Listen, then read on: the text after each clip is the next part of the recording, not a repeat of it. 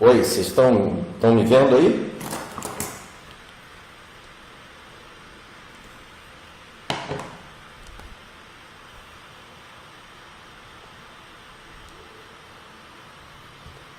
Só para confirmar, vocês estão nos vendo? Me vendo?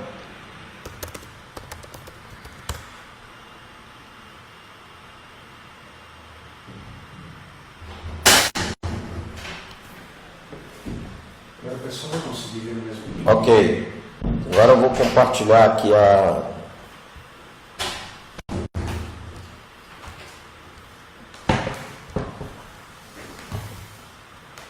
Só estava com o Face da Primo e o Face da TDW, estava lá sem permissão para entrar. Mas o Face Trio não tem. A gente tem YouTube, Trio, Face TDW. Eu entrei no YouTube e... Entra aí para olhar, por favor. Entra você, que aí é a melhor maneira. Eu já estou com a apresentação aqui, só para ver se está certo. Você está... Entra no Restream. Onde você está? Não, estou conectado já numa live. Entra no Restream para monitorar. Ah, mas tem. É. Não, a gente está aqui. Não sou eu. Isso aí é a versão antiga. É a versão anterior. É.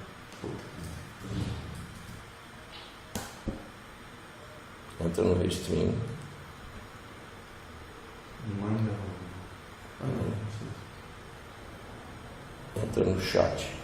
Para ver se está funcionando o chat. No chat. Aqui, né? Está lá no ar. Aí.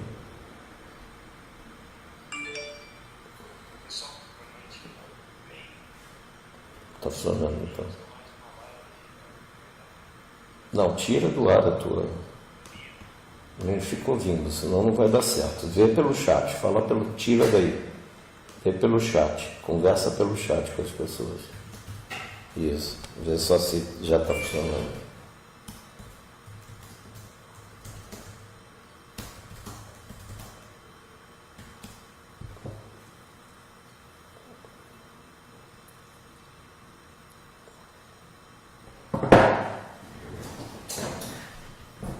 Só para confirmar, pessoal, vocês me ouvem? Quem estiver ouvindo, passa no chat aí uma informação, para a gente poder começar de novo. Podemos começar aqui? Posso? Bom, vamos lá.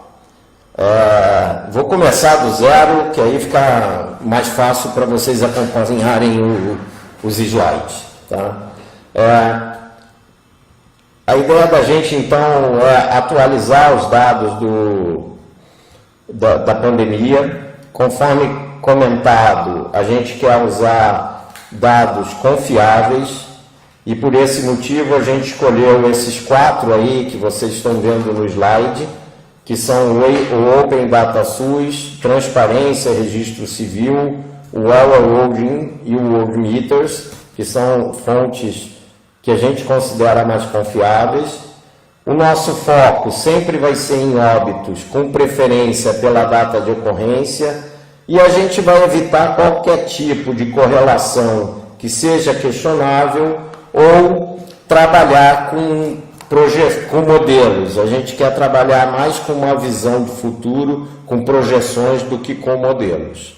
Né? Então, aqui nesse slide, vocês podem ver aquilo que eu comentei há pouco sobre a dinâmica da pandemia. Né? Enquanto em 7 de abril, o país com o maior número de mortes diárias era os Estados Unidos, e depois dele vinham basicamente os países europeus, em 7 de maio, o Brasil chega em 3º lugar, né? Ainda mantendo a maioria dos países europeus na lista dos 10 maiores, e hoje, um mês depois da nossa primeira live, os países europeus praticamente desapareceram da lista dos que tem mais número de mortes por dia, só ficou aqui o Reino Unido, e Brasil e Estados Unidos são os maiores números, seguido aqui de novos países, como México, Índia, Rússia, Peru e Canadá. Tá? Então, isso mostra que a pandemia ela vai mudando ao longo do tempo e muda muito rapidamente de um mês para o outro. Quando a gente avalia, na situação atual, os países que estão com maior número de mortes diárias, neste momento, a gente vai ver que os dois principais são Brasil e Estados Unidos, mas que aparecem aí novos países que são México, Índia, Peru e Canadá, né? Esse gráfico aqui ele tem um dado interessante que ele mostra que Estados Unidos e Reino Unido estão caindo rapidamente, né? Já vem caindo algumas semanas, e também mostra que tudo leva a crer que o Brasil também já está entrando na curva descendente. Ao longo da apresentação vai ficar mais clara essa tendência de queda do Brasil. Tá? Diferente da live anterior, quando a gente ainda achava que não estava claro o platô do Brasil, hoje a gente já pode dizer com razoável segurança de que a gente passou do pico de mortes aqui no Brasil. Vamos seguindo. Nesse outro gráfico, né, já que a pandemia muda muito rapidamente, né, ao longo do tempo, de país para país, uma técnica que a gente usa é de colocar todo mundo na mesma data. Por isso vocês veem aí nesse gráfico todos os países começando mais ou menos na mesma data. E a gente, em vez de usar números absolutos, a gente usa números em função do tamanho da população. É o que a gente chama de mortes acumuladas por milhão de habitantes. Quando a gente olha esse gráfico, aí os números mudam totalmente. Então, o Brasil e os Estados Unidos, que estavam lá em número 1, se você pensar em mortes diárias, quando você vê em mortes acumuladas por milhão de habitantes, a lista muda totalmente. O Brasil sai de primeiro lugar para 20º.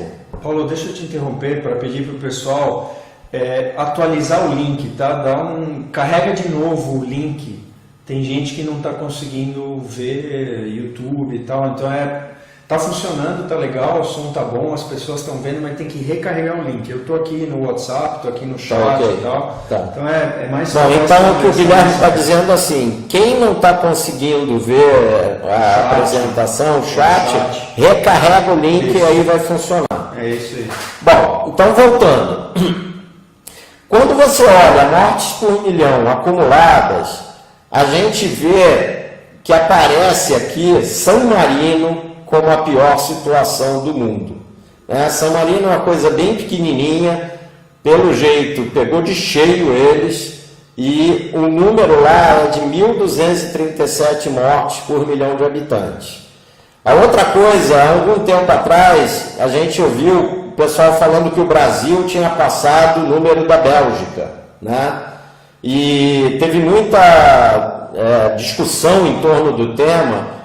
E um dos motivos que gerou essa discussão é porque a Bélgica, tirando San Marino, é o caso mais grave até hoje em termos de mortes por milhão de habitantes. E aí você vê os outros, Inglaterra, Itália, Suécia, França, Holanda, Estados Unidos, e o Brasil aparece lá em 20º lugar. Esse número pode mudar? Com certeza sim. Se vocês olharem no gráfico à esquerda, vocês vão ver que o Brasil ele está um pouco atrasado em relação a outros países, né? Pode considerar que o Brasil está, por exemplo, algo em torno de 25 dias atrás da Itália, algo em torno de 10 dias, 15 dias atrás dos Estados Unidos. Então, como a curva do Brasil ainda vai continuar a subir um pouco mais, pode ser que o Brasil passe de 20º lugar para 10º, alguma coisa entre 15º e 10º lugar ao longo, conforme a curva vai evoluindo. Mas também é claro que o Brasil dificilmente, eu diria que é praticamente certo, não vai chegar nos números por milhão de habitantes que a gente viu em países como Espanha, Itália, França, Suécia e Reino Unido. A gente não vai chegar nem perto desses números. Provavelmente a gente vai estar aí entre o Canadá e os Estados Unidos. Tá? Bom, seguindo. Como é que está a pandemia no mundo? A gente aqui viu o estado de cada país, né, em termos de mortes por milhão de habitantes. Mas como que está evoluindo a pandemia no mundo? Esse gráfico que está no centro, que está em cinza, com uma curva meio marrom, ele informa o número de mortes por dia no mundo ao longo do tempo. E a linha marrom é uma média móvel de 7 dias. Então, no mundo, hoje, a gente pode afirmar que o pior já passou. Né? Lá em torno de 16 de abril, houve o pico de mortes no mundo. De lá para cá, vem caindo. E aí tem uma coisa interessante. Nos últimos dias, se você pegar ali a última semana, o número parou de cair. E o efeito de parar de cair foi causado principalmente pelo Brasil. Mas como assim? Por que Brasil? A gente pode ver isso no gráfico, nesse gráfico aqui. Se você olhar esse gráfico, você vai ver que a partir da data aqui, da linha 40, Estados Unidos começa a cair rapidamente. Mas, por outro lado, o Brasil começa a crescer. Então, o Brasil meio que compensa a queda dos Estados Unidos. E ao compensar essa queda, e isso se tornou mais forte aqui nessa última semana, o Brasil impactou na descida do número de mortes diárias do mundo. Aí você vê como um país de grande população pode interferir nesse total. Eu afirmei aqui que o pior aparentemente já passou no mundo. Existe uma variável que eu diria que pode mudar essa realidade. Essa variável se chama Índia. Porque se a gente novamente olhar para este gráfico aqui, a gente vê que a Índia começa a subir em número de casos. E se na Índia a gente tiver um número grande de casos, se essa curva acelerar, aí provavelmente a gente vai ver essa curva do mundo ou estabilizando ou voltando a subir. Tá? Não é o que se espera. E por um motivo relativamente simples. A população da Índia é muito mais jovem do que a população da Europa e até mesmo do Brasil. Então, assim, não é muito provável que o índice de mortes por milhão de habitantes na Índia seja muito alto. De qualquer maneira, meio prestando contas das nossas previsões da última live, a gente comentou que o número de óbitos no mundo deveria ficar entre 350 mil e 500 mil, com algum risco de errar. Hoje, esse número está em torno de 410 mil, ou seja, já passou do limite inferior da nossa previsão e existe um risco de que passe do número superior de 500 mil. Vocês veem aqui nesse gráfico, o 350 mil, que é a linha amarela, a gente já passou por ela, 410 mil é a linha azul, é a evolução de mortes ao longo do tempo, e 500 mil é a linha vermelha, que ela parece bem distante, mas tudo vai depender da continuidade de queda de mortes no mundo. Tá? Se a continuidade não ocorrer, ou seja, se o número de mortes estabilizar ou eventualmente subir, pode ser que a gente veja esse número 500 mil estourando num espaço de tempo em torno de um mês. A gente não espera isso, mas é uma possibilidade. Deixa eu só te interromper e motivar o pessoal aí a fazer pergunta, tá? A gente tá com... Tem bastante gente assistindo, passamos de 20 e poucos aqui assistindo, mas, pessoal, manda perguntas aí que a gente... É legal perguntar, porque a pergunta faz a gente explorar coisas que a gente não previu nos slides. Tá? Senão vou eu começar a perguntar. Senão o Guilherme vai começar a perguntar e as perguntas dele são chatas a beça. Bom, vamos lá.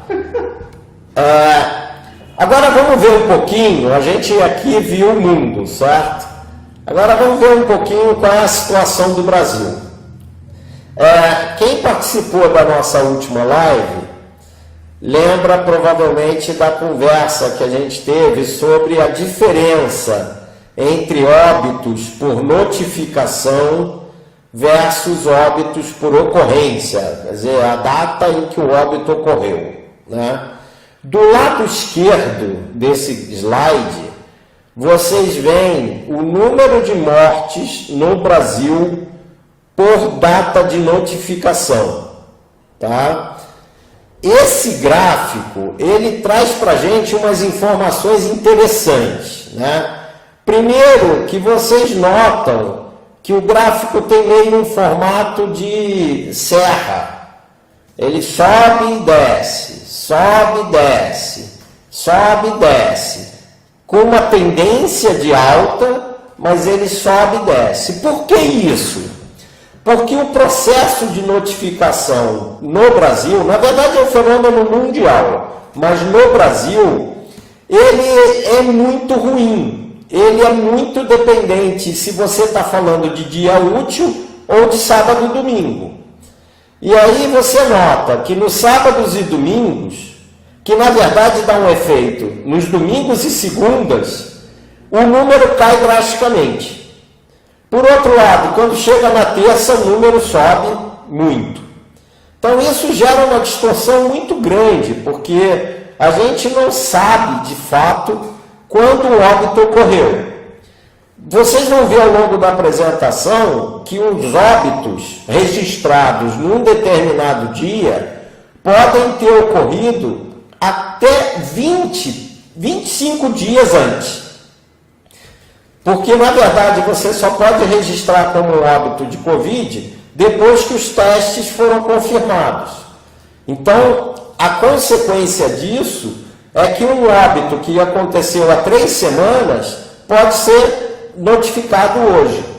Então, é muito complicado você avaliar a evolução da pandemia com esse tipo de atraso na notificação.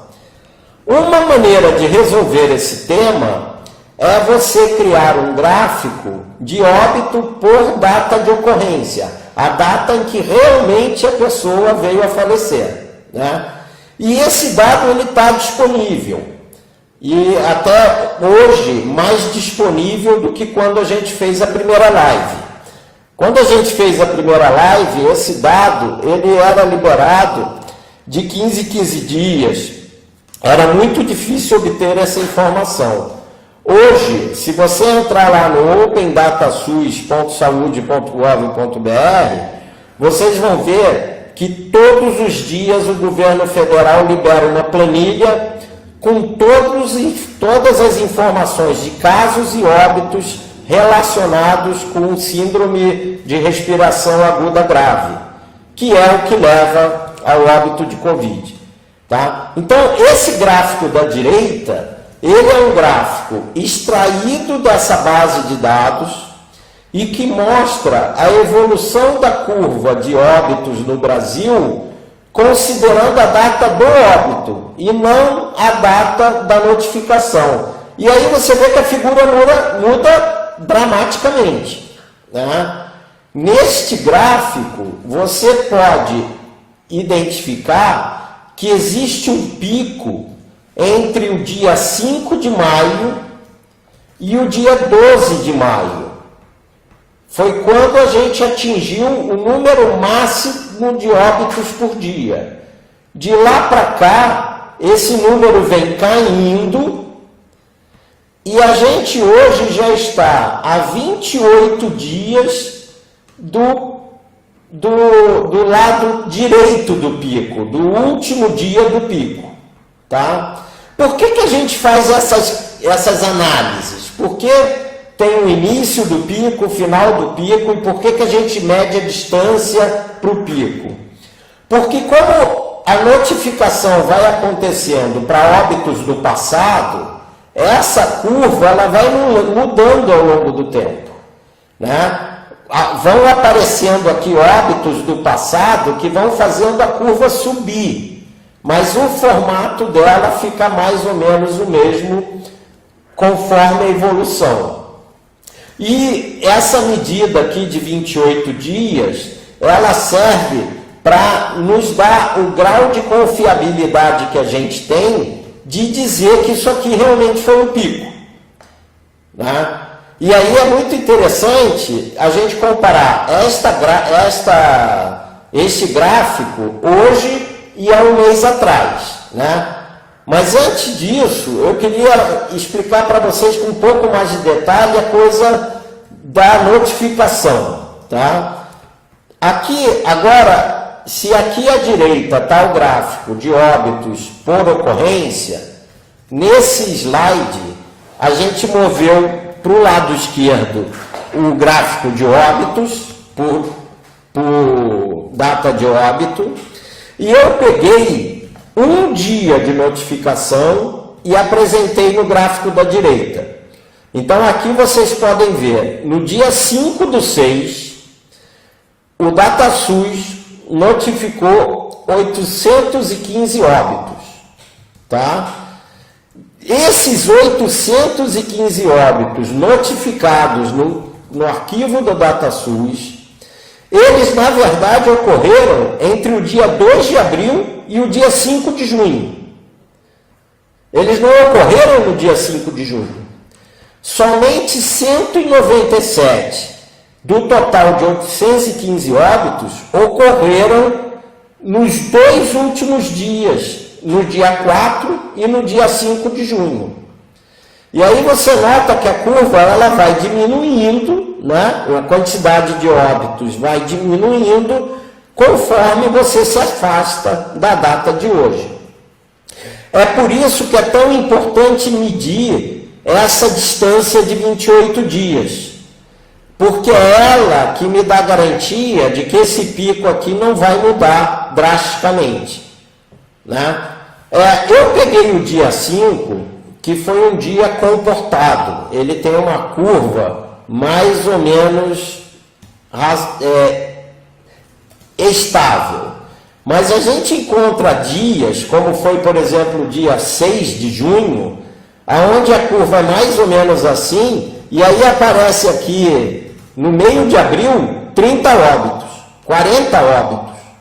Por quê? Porque são testes antigos que só estão sendo liberados agora, né? Isso atrapalha muito a análise, mas a gente ainda acredita que esse tipo de gráfico com óbito na data da ocorrência é muito melhor do que usar por data de notificação, que é essa coisa aqui, né? Falou, chegou a pergunta.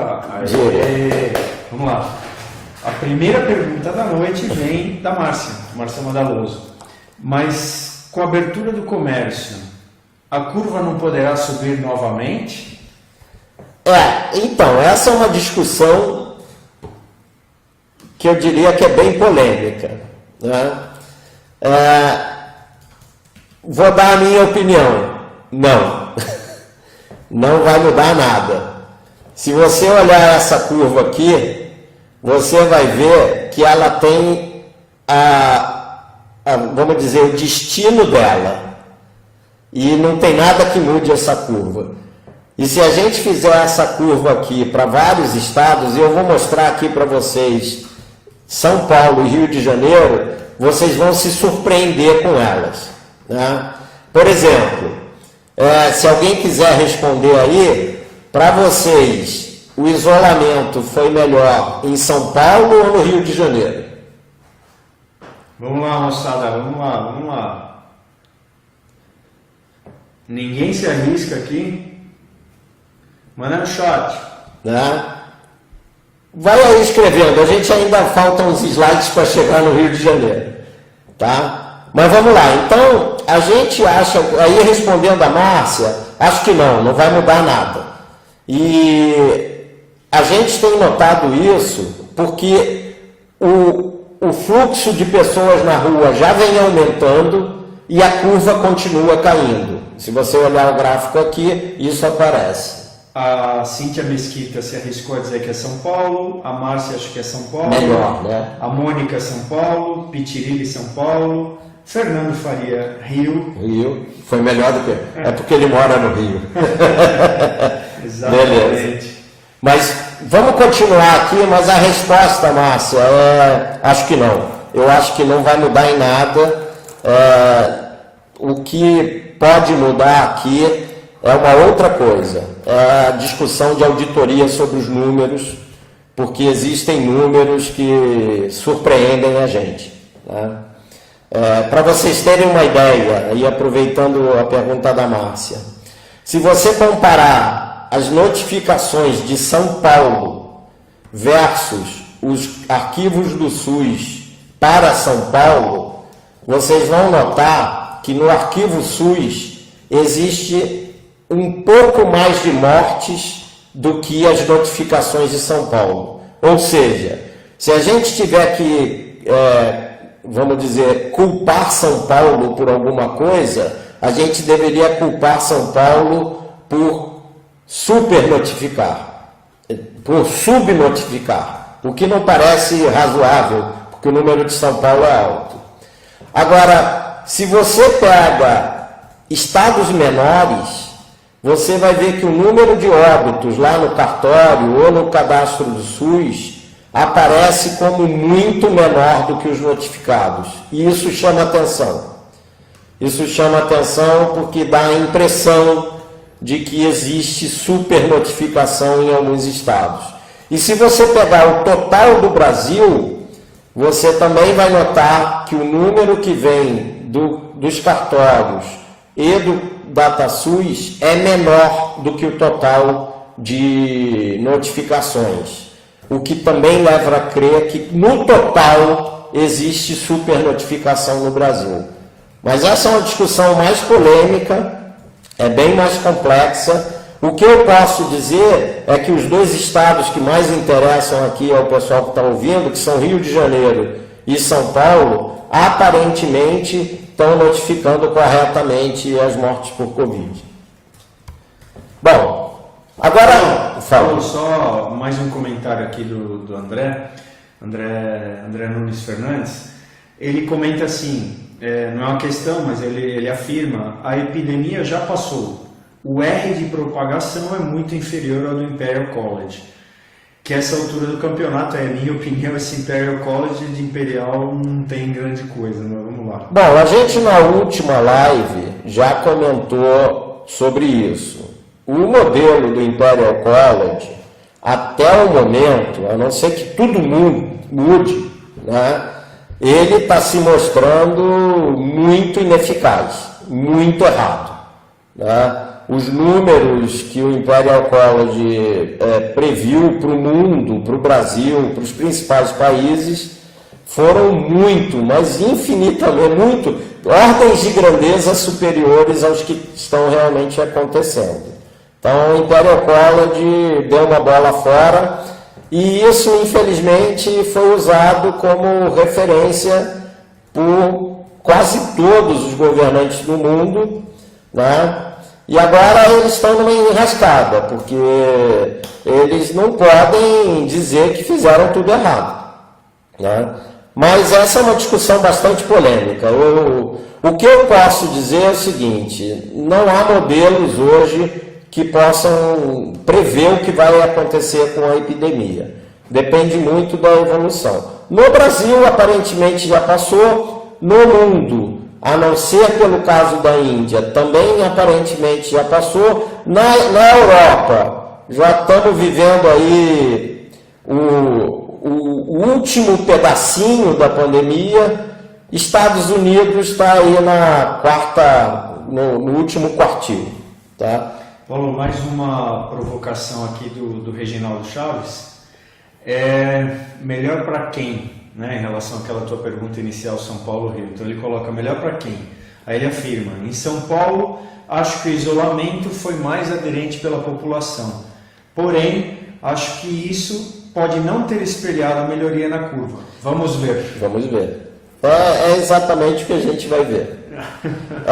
Bom, agora vamos comparar o seguinte. Do lado esquerdo, vocês veem o gráfico de óbitos por data de óbito que a gente usou na última live.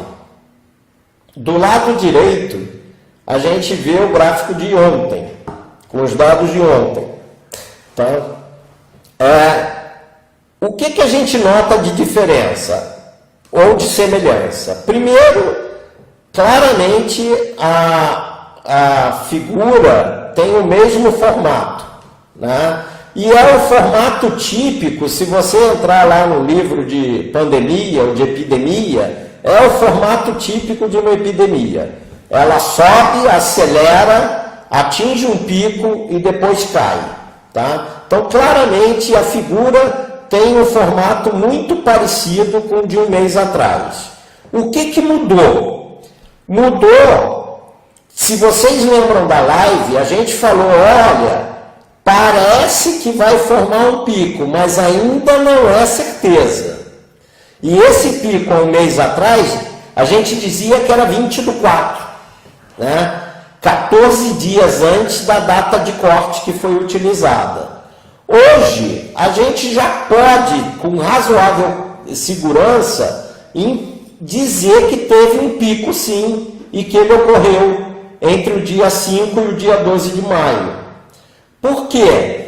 Porque hoje a gente já está a 35 dias de distância do dia 5 de maio e a 28 dias de distância do dia 12. Então, a quantidade de óbitos que serão notificados nos próximos dias e que poderão aumentar essas barras começam a ficar muito distante da data de corte. Então, muito provavelmente, eu diria assim, sim, já passamos do pico e muito provavelmente esse pico para o Brasil ficou em torno do dia 12 de maio. Tá? Outra informação interessante, desde o dia 18 de maio, esse range, esse espaço entre 5 e 12 não muda. A curva muda, porque ela vai crescendo, né? Mas o pico continua entre o dia 5 e o dia 12 de maio. Alguma outra questão? Tem um comentário aqui sarcástico ganhando doce, adivinhar de quem é. Mas o Átila Tamarindo, e eu vou ler o que está escrito, o Átila Tamarindo e o especialista em posicionamento social e lugar de fala, o Nelipe Feto, disse que todo mundo ia morrer. KKKKK. Bom, seu amigo Wilson Estuba. Tá bom, isso tudo bem. Comentário da Cíntia. Pelo que entendi, ele disse que os cartórios têm mais casos notificados que o Estado? Se sim, isso caracteriza subnotificação e não supernotificação. Isso. Isto pode significar que o Estado em questão não tem estrutura de vigilância epidemiológica para agregar os números de casos. Não necessariamente. Na verdade, o que a gente tem uma divergência entre os números, né?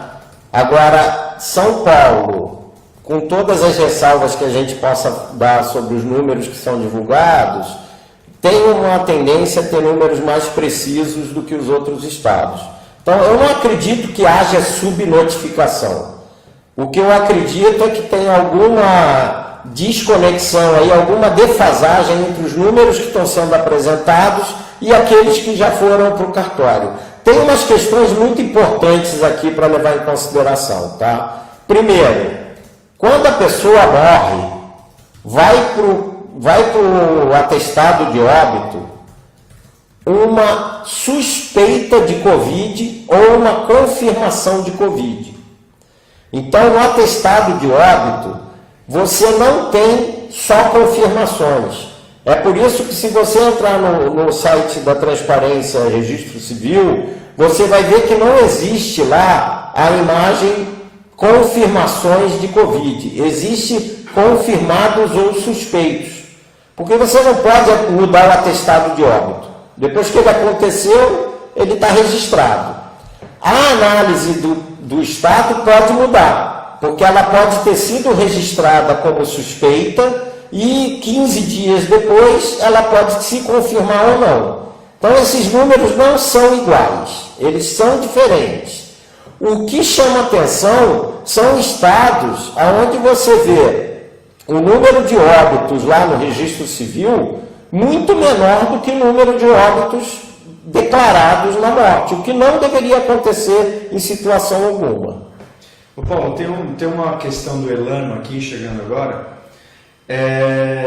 Ele comenta assim, mas Paulo, São Paulo bate recorde novamente de óbitos. Não estamos vendo diminuir em São Paulo. Acho que tem a ver com a questão da notificação e do registro. Na verdade, São Paulo já não está batendo mais recordes. Né? Deixa eu ver se eu tenho o gráfico aqui. Olha, esse é o gráfico de São Paulo, o da esquerda, tá? Por data de registro. Você pode ver que desde 3 semanas para cá, os números já não estão mais crescendo. Digamos que de uma semana para cá, 2 semanas para cá, né, eles já estabilizaram. Isso por data de notificação. Quando você olha o gráfico da direita, você vê que por data de óbito já vem caindo há algum tempo. Mas aí eu estou antecipando uma discussão que a gente vai falar daqui a pouquinho. Bom, voltando para a nossa comparação. Então as curvas têm o mesmo formato. Agora, está mais claro que houve um pico, a gente já está mais distante desse pico, e provavelmente esse pico ficou em torno do dia 12 de maio. Pode mover um pouquinho? Pode, mas não vai mover de maneira significativa, porque a gente já está ficando bem distante desse pico.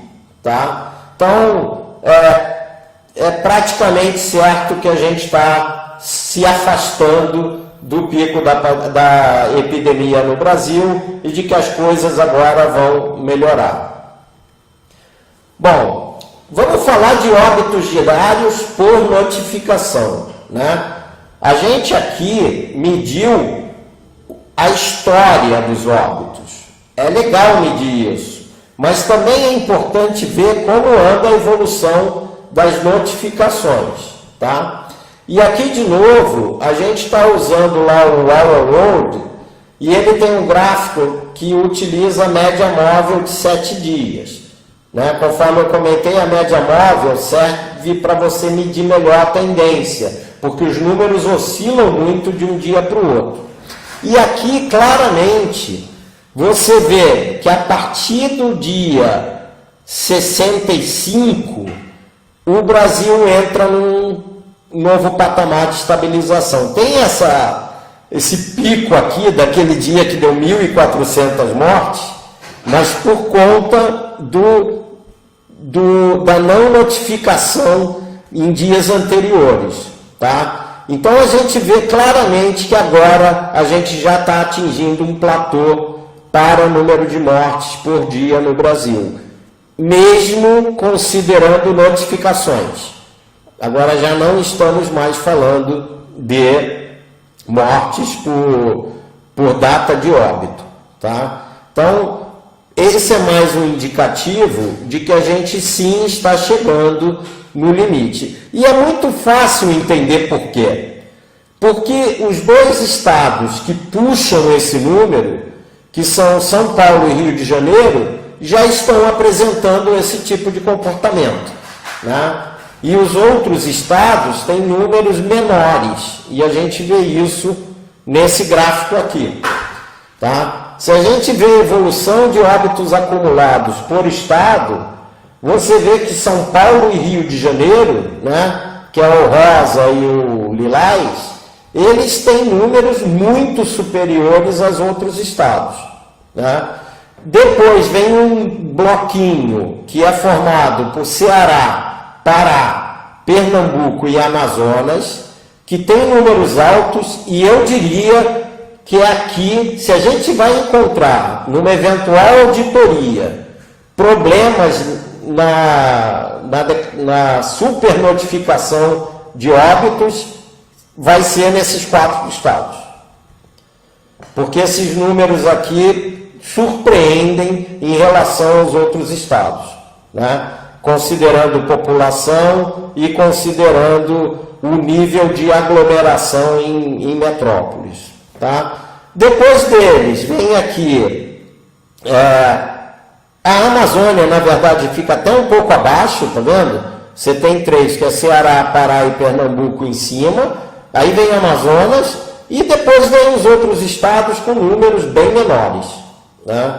Você vê que os outros números são bem mais modestos do que desse grupo aí de 6 estados. Tá?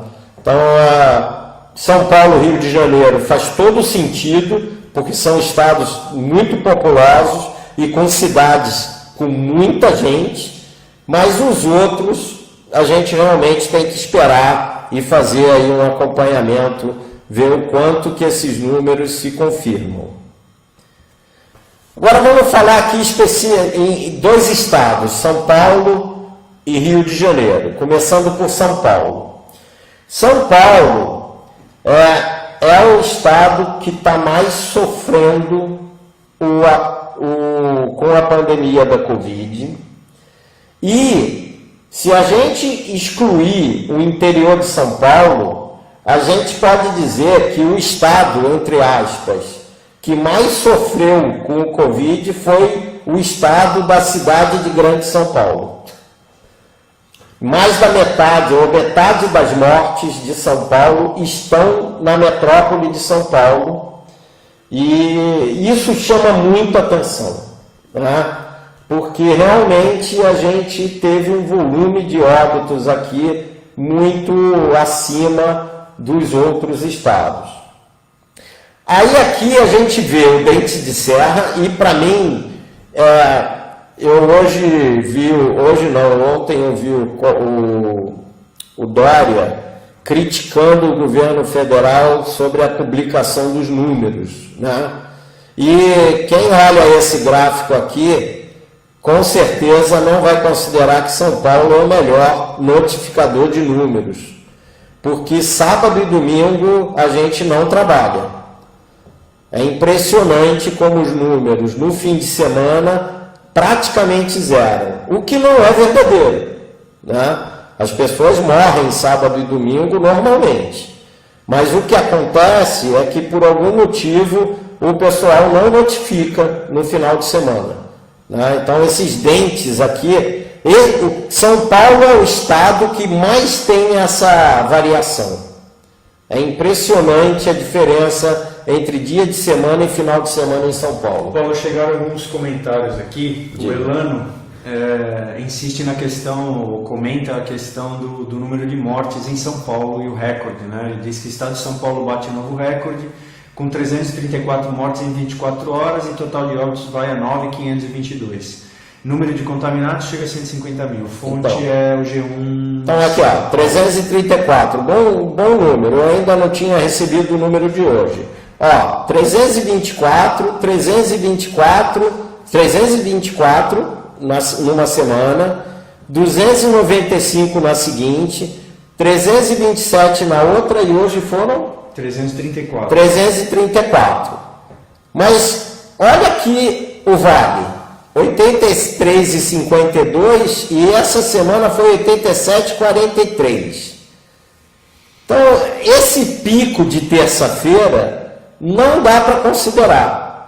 Olha a diferença entre essa semana que passou, 37, 280, 216, e essa semana aqui com pico de 324. Qual foi a semana pior? A última ou essa anterior aqui?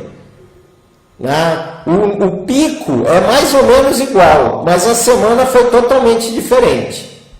A semana do meio aqui não teve pico, mas os números ao longo da semana foram iguais ao da semana passada. Então, não dá, a verdade é que não dá para usar esses números.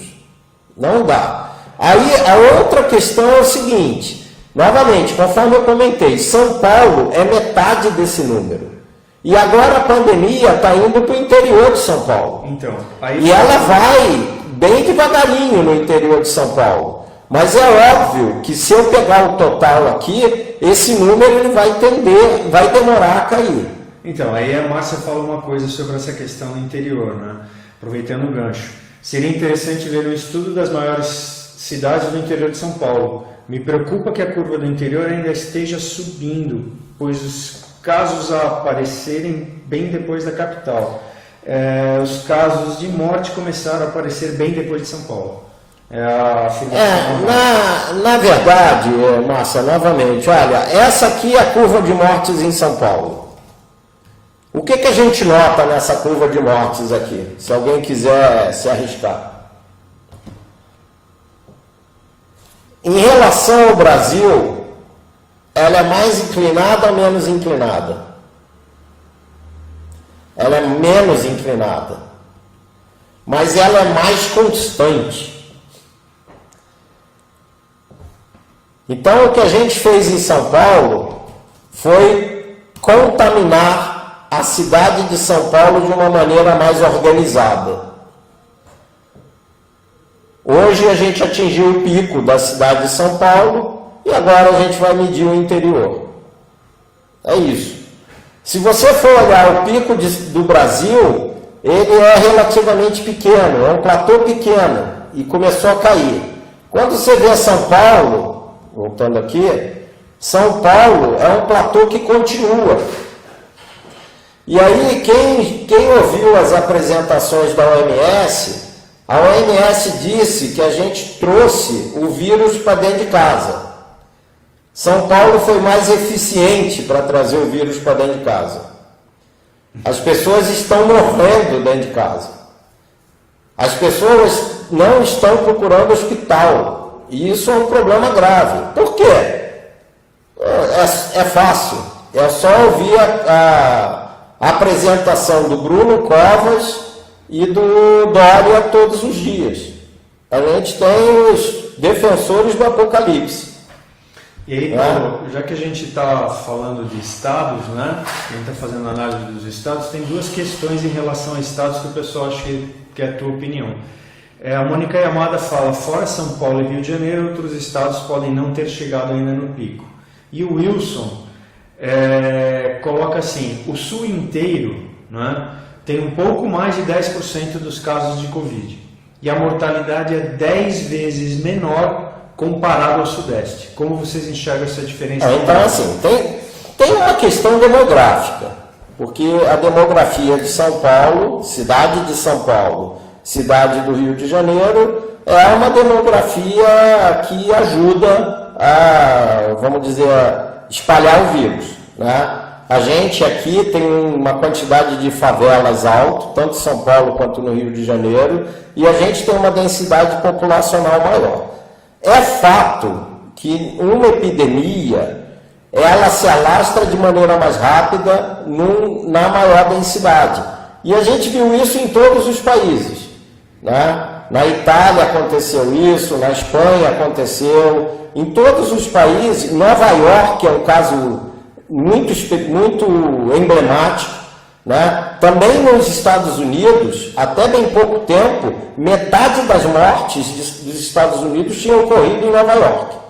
Então a densidade populacional, com certeza, ela influencia, tá? A outra questão é que quando você tranca todo mundo em casa, e aí vamos lá, tem dois tipos de população, né? Tem a população que se tranca em casa, cada um no seu quarto, e tem a população que se tranca em casa, todos no mesmo cômodo. E isso, na cidade de São Paulo e no Rio de Janeiro, é pedir para contaminar todo mundo.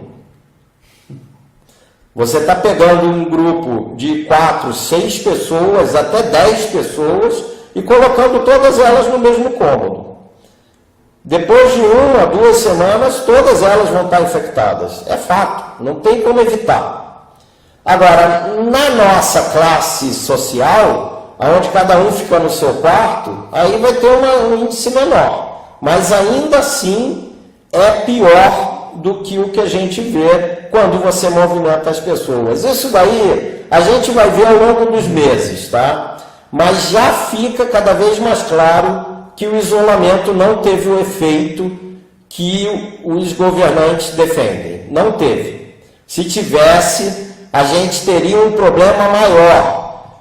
Quem estudou o modelo do Imperial College sabe que a estratégia do Imperial College era para de 12 a 18 meses de quarentenas seguidas.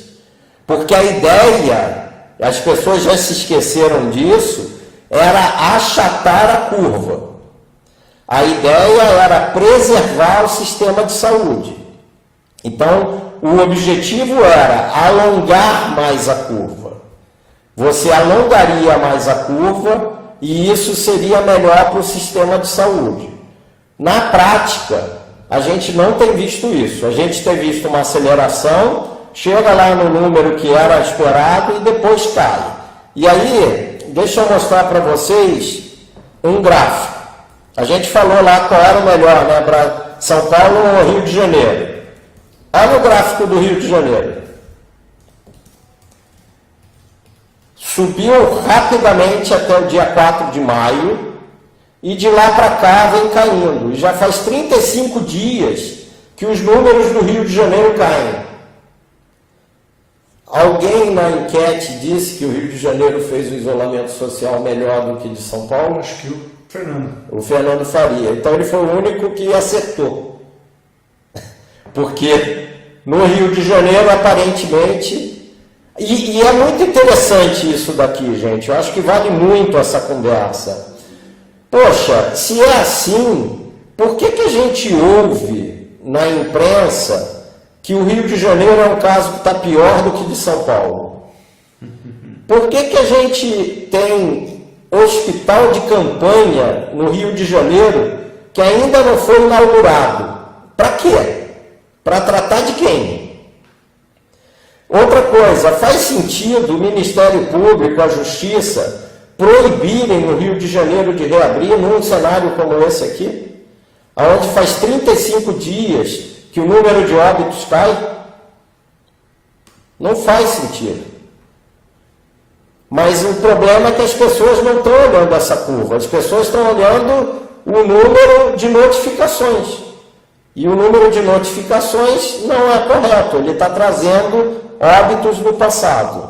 Alguma outra questão? O André Fernandes comenta aqui, né? Ele fala que estudou a planilha e tal, e no Brasil projetavam 1,1 milhão de mortes. Deve ser a planilha. A planilha do Imperial College, é verdade. No Brasil, o Imperial College considerava que a gente ia ter 1 milhão de mortos, considerando, vamos dizer, a nossa bagunça de isolamento. Se a gente fizesse supressão, que é o lockdown, o Imperial College, ele previa, se eu não me engano, algo como 200 mil a 300 mil mortes no Brasil. Então, assim, eu nem considero mais o Imperial College, porque para mim já passou. Não vale a pena a gente ficar discutindo esse tema, né? Mas o fato é que o modelo não funcionou. Bom, vamos voltar aqui um pouquinho para São Paulo. Se a gente comparar a curva de São Paulo, de 4/5, na época que a gente fez a nossa última live, para agora, você vai ver que nela também o formato é mais ou menos igual. Ela é uma curva mais esquisita do que a dos outros estados. Mas ela é, dos outros estados não, do que do Brasil e do Rio de Janeiro. Eu não cheguei a analisar todos os estados. Mas ela é uma curva que mantém o mesmo formato. E agora a gente começa a se afastar do pico. Se naquela época a gente tinha lá um pico não definido, e a gente podia dizer que estava 6 dias do platô, hoje a gente já se afasta 16 dias do platô. Então eu diria que São Paulo, a gente está hoje no início de junho, provavelmente São Paulo atingiu o pico, ou vai atingir o pico, no finalzinho de maio. Esse número aqui deve mudar ainda um pouco, Provavelmente ele vai andar um pouco para frente, mas ele não deve passar do final de junho. E aí, olha, é uma coisa para pensar. Se em São Paulo, onde a gente fez todo esse movimento, eu diria que é a quarentena mais longa do Brasil, os resultados foram esses, e a gente pega o Rio de Janeiro, que é muito mais bagunçado, que teve uma quarentena muito menos controlada, e os números são esses, a gente tem sim que questionar se o isolamento deu resultado. Tá certo que é uma discussão que não vai servir de nada, porque já foi, o estrago já está feito. Mas eu acho que pelo menos serve para tranquilizar pessoas como a Márcia, como a minha mãe, como milhares de pessoas que estão apavoradas porque a gente vai voltar ao normal. Ou nem normal, né? Porque a gente vai voltar a trabalhar. Eu acho que esse tipo de análise mostra que sim, podemos voltar a trabalhar. Eu vou além, eu acho que essa análise mostra que a gente nunca deveria ter parado, mas paciência, paramos. Agora o importante é voltar ao normal o mais rápido possível. E assim, a gente provavelmente vai ter mais lives, e eu acho que a partir da próxima, a nossa discussão não vai ser mais qual foi o impacto de mortes, vai ser qual foi o impacto nas vidas. Porque aí a gente vai estar discutindo aqui a quantidade de desempregados, a quantidade de pessoas que morreram por falta de tratamento. A gente vai discutir situações muito piores. E aí vem o lado triste dessa história. Os efeitos na sociedade da pandemia a gente ainda não viu. Eles vão começar agora. A gente vai, ao longo dos próximos meses, ver o tamanho do estrago que a gente criou. Né? A gente está vivendo isso na pele. Né? Nas últimas, 3 semanas, a gente teve pelo menos 3 contratos que tiveram redução. E de monta. A gente está vendo que outras empresas estão fazendo cortes pesados na folha de pagamento. Né? A gente está vendo o número de pessoas morando em rua aumentando dramaticamente. No Rio de Janeiro, principalmente, o número de pessoas morando na rua aumentou de maneira dramática. É praticamente impossível ir ao centro do Rio de Janeiro sozinho. Você tem que ir acompanhado e tomar muito cuidado com o seu passeio pelo centro do Rio de Janeiro. Então agora que a gente vai ver o impacto dessa brincadeira.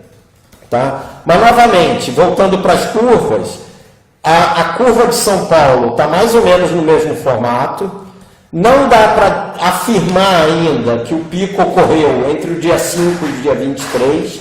Provavelmente esse número, esse pico vai avançar ainda um pouco mais, mas eu diria que com razoável certeza ele ocorreu antes da virada do mês. Deve ter ocorrido aí entre o dia 23 e o dia 29 de junho. Mas isso a gente só vai ver provavelmente na próxima conversa. Então, São Paulo está diferente do Brasil nesse aspecto. Algumas coisas aqui. Elano, a hashtag Fique em Casa de São Paulo foi errada? Aí ele diz assim, sua hipótese, sair de casa é melhor do que fique em casa? E se ficar em casa contamina tanto ou mais, não é então uma questão de imunidade da população em si? Afinal, todos contaminam de qualquer forma? Olha, então... sim, essa é a minha visão. Continue trabalhando é melhor do que fique em casa. A gente não está defendendo aqui, ninguém está defendendo aqui baile funk, balada, grandes aglomerações, né? Nem como é que vamos dizer aqui, nem manifestações a favor ou contra o governo que estão ocorrendo. Tá? mas sim trabalhar me parece mais seguro do que ficar em casa. Era mais seguro, agora com certeza é melhor trabalhar. Agora deixa eu até levantar para vocês aqui um caso. Eu recebi hoje da minha mulher um link aonde um estudioso, que é o Carl Friston, ele, segundo ele, e parece que isso vai se confirmar, segundo ele, a maioria das pessoas é imune ao vírus da Covid. A estimativa deles, por esse estudo, é de que 80% da população não é suscetível ao Covid-19. Se isso for verdade, e aí eu posso depois mandar para vocês o link, o Guilherme pode botar para vocês o link aí no Zap, no canal. Se isso se confirmar, a gente fez todo esse movimento para proteger 20% da população. 80% das pessoas não são suscetíveis ao vírus. Adicionado a isso, a própria OMS ontem declarou que aparentemente os assintomáticos não transmitem o vírus. Não infectam as outras pessoas. Hoje ela deu uma recuadinha, voltou um pouco atrás. Deu uma recuadinha. Ela disse algo parecido, mas deu uma recuadinha. Que a possibilidade é menor do que se esperava. Exato. Então, é a realidade, gente. Só que a realidade é assim. Conforme eu ouvi, acho que foi o Churchill que disse, que quando para a verdade chegar, a mentira já deu a volta ao mundo 4 vezes, ou alguma coisa assim. Paulo, voltando à questão dos gráficos aqui, tem uma pergunta da Liliane Silva. Ela diz assim: não entendi essa conclusão de que subida e descida mais brusca é melhor. Se São Paulo está com curva, com platô, não era esse o objetivo do isolamento? Então, é verdade. Ter platô é uma coisa que, em princípio, poderia te ajudar. A não ser que você tenha sobra de leito, que é o que aconteceu. A gente teve sobras de leito, a gente poderia ter acelerado a curva e ter tido melhor resultado. Não dá para afirmar que a curva foi retardada. Não dá. A gente tem que avaliar mais detalhadamente os números de São Paulo, tá? Mas vamos ver o número aqui do Rio de Janeiro. O número de óbitos no Rio de Janeiro não foi pior do que de São Paulo. E foi uma curva mais acelerada. Mas não foi pior. Pior para o Rio de Janeiro seria ter sido assim e continuado no platô. Por algum motivo, São Paulo continuou no platô. O que faz você continuar no platô? A reincidência. As pessoas se contaminam e contaminam as outras dentro de casa. Essa é uma teoria cada vez mais aceita por muitos. Porque o número de óbitos em São Paulo, ele não é melhor do que o do Rio de Janeiro. Então, se a pessoa me disser, a curva achatou e por isso salvou vidas. Mas por que São Paulo tem um resultado pior do que o Rio de Janeiro? Se o Rio de Janeiro não achatou. Né? Existem 1000 razões por trás dessa história. A população de São Paulo, por exemplo, é muito mais idosa do que a população do Rio de Janeiro. Né? A gente aqui em São Paulo, a gente tem uma densidade maior do que a do Rio de Janeiro. Então, existem 1000 fatores aqui no processo, mas o fato é que se você pegar o número de mortes em São Paulo, ele não é muito melhor, ele não é melhor do que o do Rio de Janeiro. Então, não teve efeito positivo. Quem está acompanhando os números, aliás, eu vou para o próximo slide, essa é a taxa de utilização de leitos em São Paulo. Tá? Então, hoje, isso eu peguei no painel de São Paulo, A taxa de ocupação das UTIs em São Paulo está em 74,1% na grande capital, na região metropolitana, melhor dizendo, e está em 66,8% no estado. No caso do estado, esse número nunca passou de 70%. Em São Paulo, região metropolitana, esse número, quem lembra da última live, ele vinha na casa de 85%, no dia que teve a live ele subiu a pouco mais de 90% e depois caiu de novo. E hoje ele está na casa de 74%, ou seja, a gente teria 26% de leitos disponíveis para aumentar a carga no sistema de São Paulo. Detalhe, e isso não sei quem acompanha aí a CNN, no grande debate com o Coppola, o Caio Coppola, ele todos os dias ele lembra que em São Paulo os hospitais particulares estão vazios. A gente tem uma capacidade de leitos ociosa em São Paulo muito grande. Esses 26% que estão aqui são da rede pública. Se você considerar a rede privada, esse número cresce significativamente. Então, São Paulo não usou a sua capacidade e não vai usar. Qual é o problema disso? O problema disso é o custo que a gente impôs à sociedade e o custo que a gente incorreu na compra de hospitais de campanha, de serviços que não vão ser utilizados. Também não sei quem acompanhou a visita lá que os parlamentares fizeram ao hospital de campanha do AMB. Né?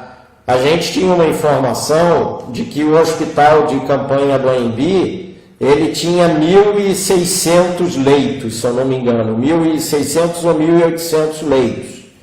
E durante a visita ficou claro que, na verdade, ali existem 550 leitos.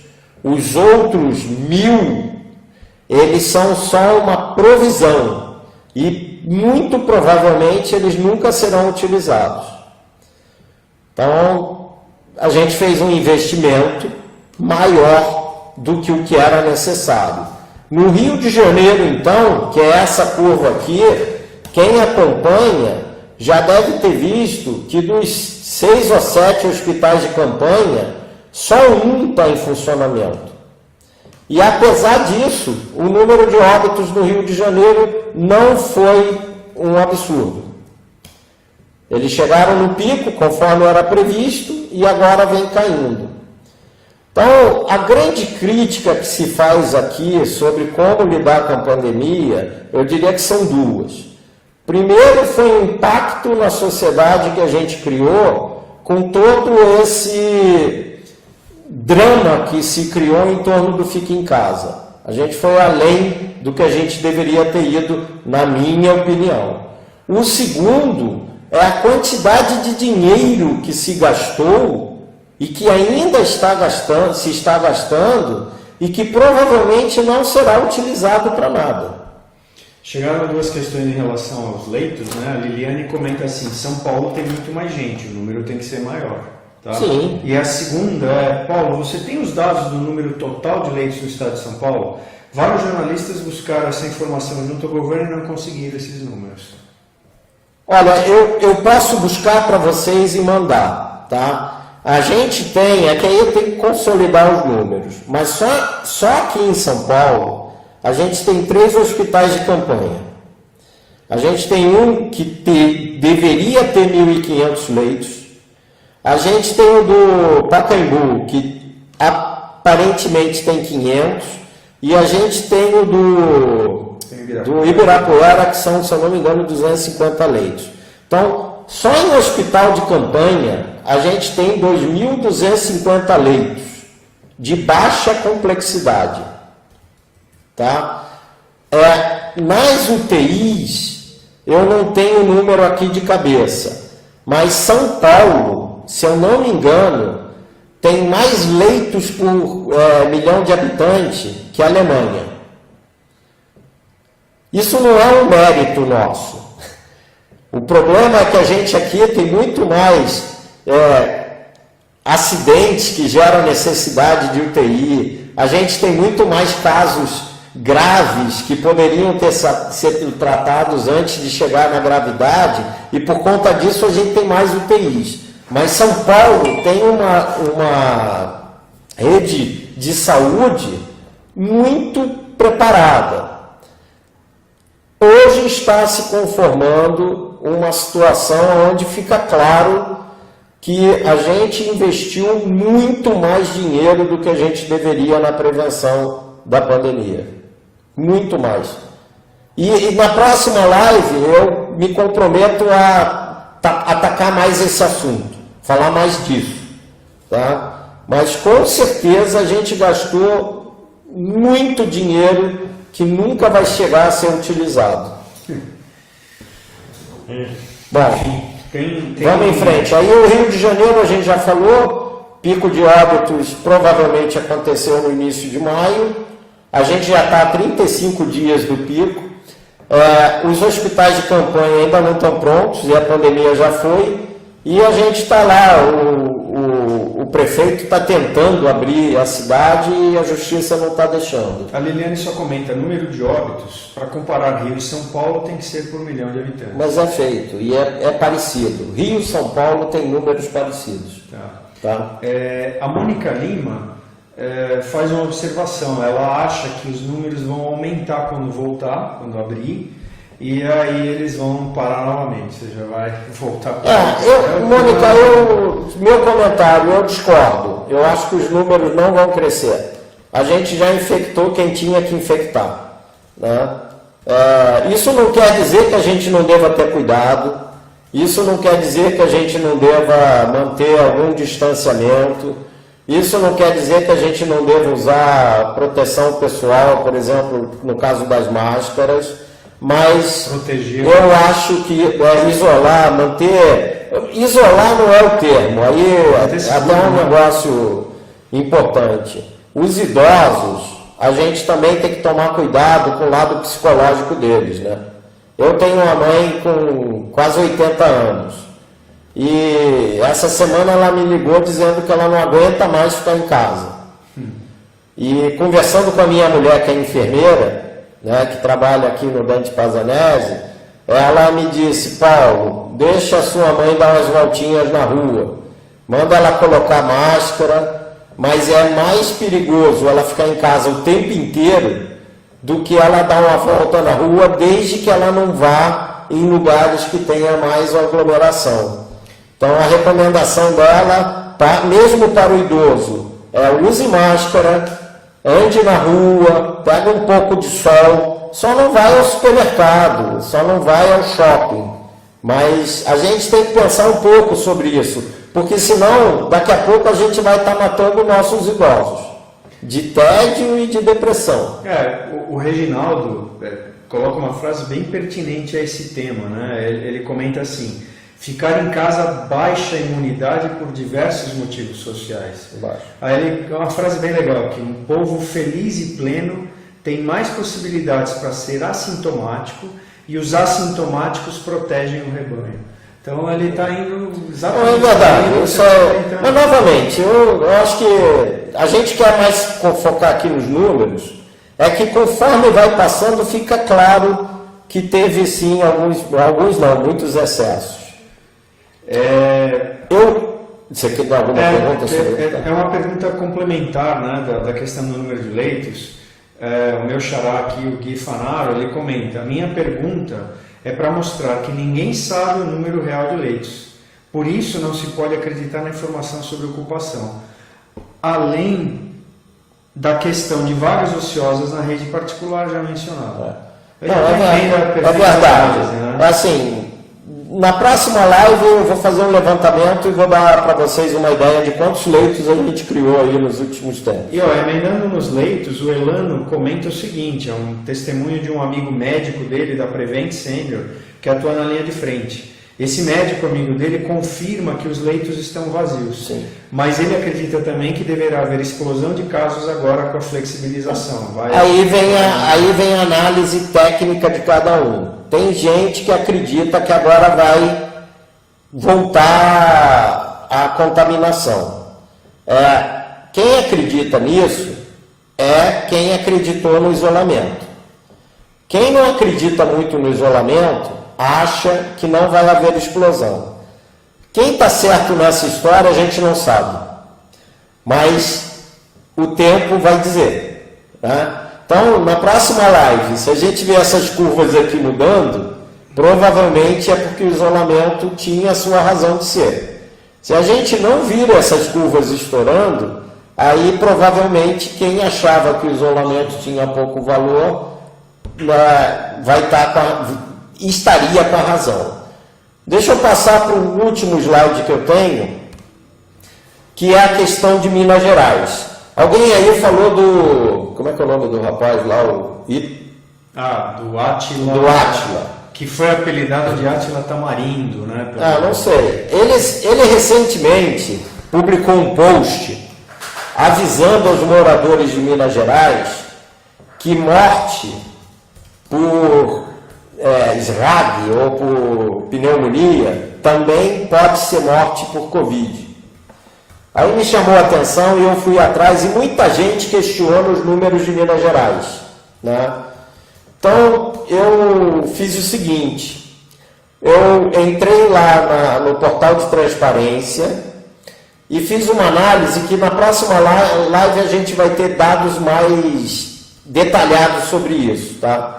Mas dessa planilha aqui, vocês veem o total de mortes em 2020 e em 2019, é total, tá, gente?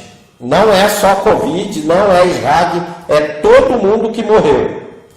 Dos meses de janeiro a maio, para São Paulo, Rio de Janeiro, Minas Gerais e para o Brasil, tá? Então, por que se faz essa análise? No fim do dia, o que importa é o número de excesso de mortes que você teve no período da pandemia. Se por um acaso você tiver 5.000 pessoas que morreram do Covid, mas por outro lado, você fez morrerem menos 20.000 pessoas, no final morreram menos pessoas. E o número de pessoas que morrem é o número de pessoas que vai para o hospital, que vai gerar sobrecarga no sistema. Ainda é cedo para fazer essa análise, a gente tem que tomar cuidado com ela. O ideal é esperar mais alguns meses, mas já dá para ter uma noção de algumas questões, tá? Então vamos ver aqui por estado. São Paulo, de janeiro a maio, teve um aumento no número de mortes de 2019 a 2020 de 7.000 pessoas.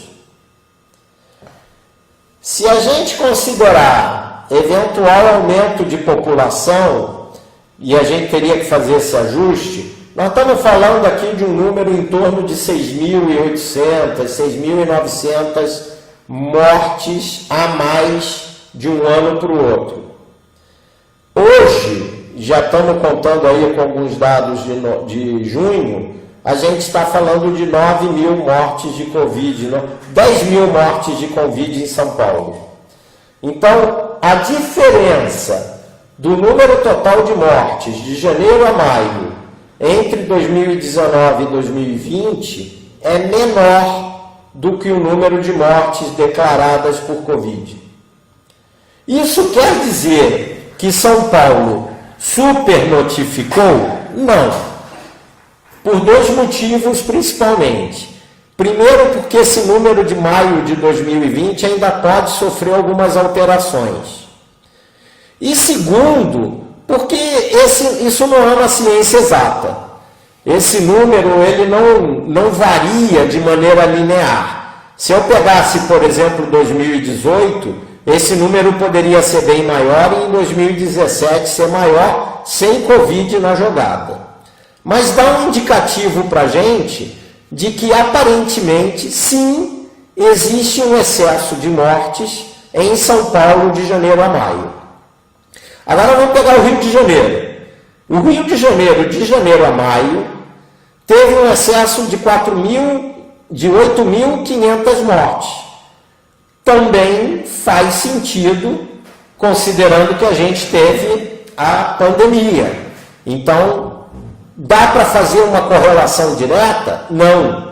Mas o número de mortos em 2020 no Rio de Janeiro, até agora, foi maior do que em 2019. Aí vamos para o caso que está dando discussão, que é Minas Gerais.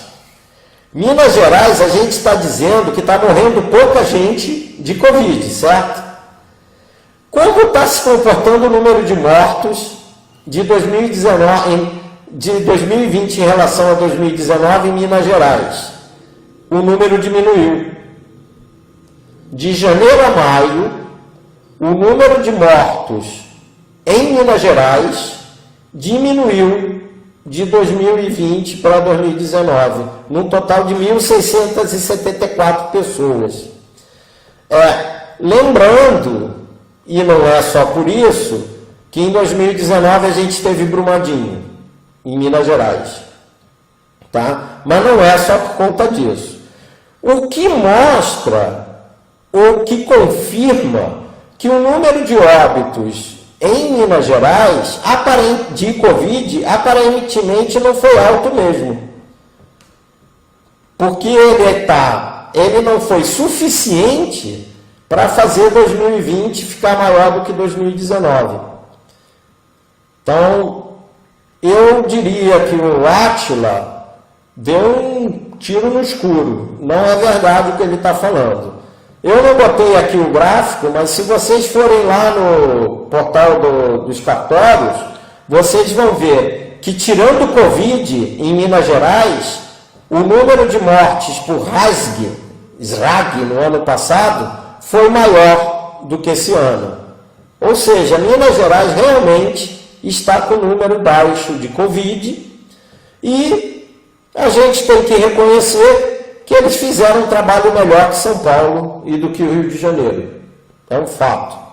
Agora vamos ver o Brasil, que é o último pedacinho aqui da planilha. No Brasil, de janeiro a maio, a gente teve um excesso de mortes de 27.500 pessoas. Né? Aqui você vê que o excesso de mortes é menor do que o número de mortes contabilizadas por Covid. Então aqui, novamente, não dá para afirmar, mas dá para pesquisar por que o número de mortes de janeiro a maio de 2020 não teve o mesmo diferencial em relação a 2019 que o número de mortes acumuladas por Covid. Então isso é uma coisa que a gente tem que pensar, a gente tem que avaliar. Se a gente pegar aqui, ó, deixa eu ver se eu tenho o Brasil aqui. Aqui eu não tenho o Brasil nessa data. Eu vou pular, vou sair um pouquinho da apresentação. Vamos entrar lá. Quem gosta de acompanhar os números lá do painel do governo, ele voltou ao ar, tá? Tá aqui número de mortes, Brasil. Número de mortes acumulados Brasil no dia 30 de maio, 28.834. Ou seja, o número de excessos de mortes no Brasil pelo cartório é menor do que o número de mortes de Covid notificados. Lembrando, nós estamos falando de todo tipo de mortes aqui, tá? Então, sim, no Brasil, vale a pena investigar um pouco mais para verificar se o número total de mortes está batendo. Bom, material era esse que eu tinha. Não sei se tem mais alguma dúvida, alguma questão. O Reginaldo mandou uma, que é até interessante a questão dele, né? Porque a gente fala de curva de caso, de óbito, não sei o que, ele fala, e a curva dos curados? Demonstra que já temos baixa de contaminação, porque se o número de contaminações seguirem o de mortalidade e for expressivamente maior, podemos considerar o final da pandemia. Aqui a gente tem, o número de casos recuperados, está aparecendo aí para vocês, é hoje de 311 mil no Brasil. E em acompanhamento, 390 mil. Né? Então, o número de casos recuperados já é muito maior do que o número de óbitos, mas isso é razoável. A gente não... Se a taxa de letalidade lá no final é inferior a 1%, é óbvio que mais gente se recupera do que vem a falecer. Né? Então, esse é um dado importante. O número de casos no Brasil, aqui é um outro gráfico, você vê que também oscila muito de dia para dia. E você nota que hoje o número foi menor do que de 2 semanas atrás e aparentemente a gente está, estabilizando. Se a gente pegar aqui no final o número de óbitos, novamente é o dente de serra. Essa semana, o dia 9 foi melhor do que a semana anterior e no acumulado ainda não dá para ver o platô, né? Mas basicamente esses são os números que eu tinha para mostrar para vocês. Tem mais alguma outra questão? Tem uma que apareceu aqui. Dá para inferir que o isolamento ajudou a diminuir outros tipos de morte? Acidente de carro, entre outros? Isso com certeza.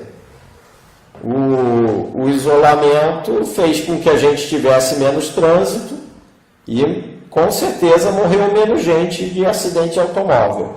Agora, essa é uma outra coisa que assim, eu estou tentando obter dados, mas eu não tenho. Aparentemente, o número de óbitos por outras doenças não reduziu. Ao contrário. Isso aí eu já li, que a gente está vivendo um surto de mortes por infarto. Porque as pessoas estão tendo infarto em casa, têm medo de ir para o hospital e morrem antes de serem atendidas ou morrem no atendimento porque elas chegam em situação que já não dá mais para recuperar. Então, um conselho que eu acho que é legal dar nesse tipo de live é, se você estiver se sentindo mal, seja por qualquer motivo, vá sim ao hospital, vá sim ao médico, porque você pode acabar morrendo porque tem medo de ir se contaminar por Covid. Na próxima live eu vou tentar trazer alguns dados sobre isso, mas a informação que eu tenho é de que o número de óbitos por coração aumentou nos últimos 60 dias no Brasil. Isso aí. Algo mais? Tem uma frase que eu estou buscando aqui, que é meio provocativa, mas dá para, acho que talvez, ser uma que termine isso aqui. O André coloca: essa epidemia entrará para a história como o maior engodo coletivo. Aconteceu o que o Dr. Wong falou logo no início e depois o próprio Osmar Terra. Eu acho o seguinte, a gente com certeza vai aprender muito com tudo isso que aconteceu. E eu acho de verdade que daqui a 10 anos a gente vai estar contando muita piada da situação que aconteceu nesse período. Né? Tem muita coisa que a gente andou fazendo por aí que não faz sentido algum. Né? Por outro lado, não dá para menosprezar o impacto da pandemia. A gente está falando aí de 410, hoje já deve estar na faixa aí de 415 mil mortos no mundo. Esse número ainda vai crescer, né? Pode ser, existe uma razoável possibilidade que passe dos 500 mil, então não dá para dizer que é brincadeira, que não é sério. O problema é que a gente tratou esse problema sério de saúde de uma maneira extremamente amadora. A OMS, que a gente ouve aí em alguns órgãos de imprensa, sendo usada como, sei lá, o bastião da ciência, ela mudou de opinião a cada semana, né? E isso não pode acontecer. A gente não pode ficar na mão de uma organização que simplesmente não sabe o que dizer. Então, alguma coisa tem que mudar, né? A outra questão é realmente do poder que a gente deu para os nossos governantes de definir a nossa vida, né? Aí, quem é liberal como eu, passa mal com isso tudo, porque eu acho que as pessoas têm que ter responsabilidade e cuidar da sua vida. A gente está vivendo um momento onde o governo manda no jeito como a gente faz as coisas, o governo manda na maneira como eu saio ou não saio da rua, a maneira como eu trabalho ou não trabalho. Isso é um excesso que com certeza vai ter que ser corrigido nas próximas. E o Fernando Faria coloca uma provocação, né, para a gente observar que as manifestações do caso Floyd, né, aquele rapaz assassinado lá, o morto pelo policial, ele coloca: manifestações do caso Floyd mundo afora será um grande parâmetro para a questão da segunda onda, principalmente nos Estados Unidos. Novamente, Fernando, qual é a minha visão? Não vai impactar no número, mas você tem razão. A quantidade de pessoas que saiu na rua para protestar, para quem acha que o isolamento é uma ferramenta importante, realmente é algo que não deveria ter ocorrido. Como eu, pessoalmente, acredito que não, que o impacto do isolamento é pequeno ou é nenhum, eu acho que não vai haver influência. Mas a própria movimentação das pessoas em protestarem, e ninguém aqui vai questionar o protesto em si, mostra que a gente teve uma politização muito grande da pandemia.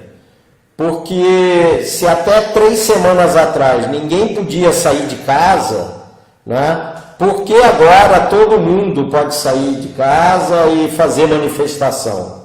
Então, definitivamente, a lógica e a ciência passaram longe das ações que a gente presenciou. Elas foram utilizadas. Todo mundo que tomava uma decisão usava a ciência como paradigma, usava a lógica como paradigma, mas na prática a gente está vendo que não está sendo bem assim. Essa coisa está muito mais sendo motivada por interesses diversos, econômicos, governamentais, geopolíticos, tem questões de países para países, e muito menos pela ciência. A pobrezinha da ciência foi destruída aí por muita gente. É isso. Algo Pessoal, mais? Antes de fechar, deixa eu pedir algumas coisas para vocês e comentar alguns números. A gente estava em 3 canais hoje transmitindo essa live, então a gente estava no canal de YouTube da Tribo e a gente estava no canal Facebook da TDW e da Axima, tá? A gente bateu aí com a audiência rotativa em alguns momentos picos acima de 50 pessoas assistindo a gente aqui, então em relação à live anterior a gente conseguiu subir o número um pouco e acho que na próxima a gente vai conseguir, vamos consertar um pouquinho essa nossa entrada e vamos melhorar na próxima. Por favor, deem um like lá nos nossos canais onde vocês estavam assistindo, se inscrevam nos canais, que é ali que a gente vai comunicar as lives e botar conteúdo para vocês. Essa live aqui deve ficar gravada nesses canais, então ajudem a divulgar tanto a live quanto os canais. E a gente pensa que, sei lá, daqui a umas 2, 3 semanas é muito provável que a gente volte com mais dados, análises. Se vocês tiverem sugestões, a Márcia mandou uma para a gente falar um pouco de vacinas, Manda sugestões para mim, para o Paulo, entra nos nossos canais lá e coloca as opiniões e o que vocês querem que a gente discuta com vocês, tá? Então, do meu lado, esse é o recado que eu queria dar. Deem um like e se inscrevam lá nos nossos canais. Bom, é isso, gente. Eu queria só agradecer aí a paciência. A gente acabou levando quase 2 horas aí de conversa, principalmente por causa do problema inicial. E eu queria que vocês, assim, realmente nos ajudassem a divulgar o trabalho. A gente não ganha nada com isso. A única coisa que a gente ganha é o prazer de estar conversando e compartilhando as ideias. Então, quanto mais gente puder assistir o nosso trabalho, melhor.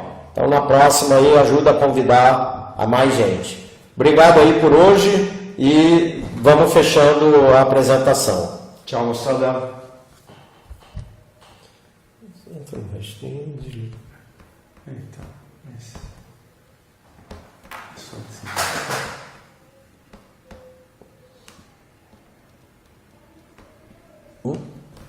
Escreve aqui.